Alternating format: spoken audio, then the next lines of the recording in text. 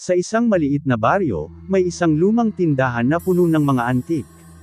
Isang araw, natagpuan ni Maria, isang curious na dalaga, ang isang lumang litrato sa loob ng isang luma at mapanira ng frame.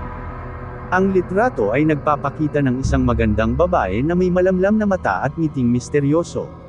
Sa likod ng litrato, isang malaagimat na orasayon ang nakaukit. Inisip ni Maria na ito ay isang magandang pag-aari, kaya't dinala niya ito sa kanyang bahay.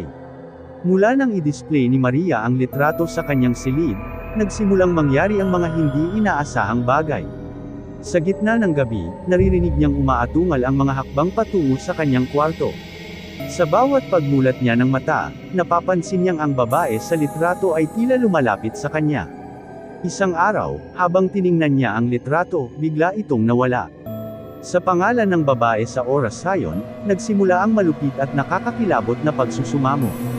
Ang dating magandang babae sa litrato ay tila lumabas mula rito at nagkaroon ng buhay-sariling buhay. Dahil sa takot, sinubukan ni Maria na alisin ang orasayon sa likod ng litrato. Ngunit, sa halip na hamupa, lumakas pa ang mga paranormal na pangyayari. Ang babae sa litrato ay tila nagagalit at naghahanap ng paghihiganti. Hanggang sa isang gabi, natuklasan ni Maria ang tunay na kasaysayan ng litrato. Ito'y larawan ng isang bruha na nagtagumpay na lumaya mula sa kanyang malademonyitong pagkakakulong. Sa pag-aari ni Maria ang litrato, nagsimula ang pagbabalik ng kaluluwa ng bruha upang kunin ang kanyang kapangyarihan. Ang nakakabighaning kakaibang litrato ay isang kwento ng kaharian ng kababalaghan na sumasalamin sa kapangyarihan ng mga lihim na bagay na hindi dapat binubuksan.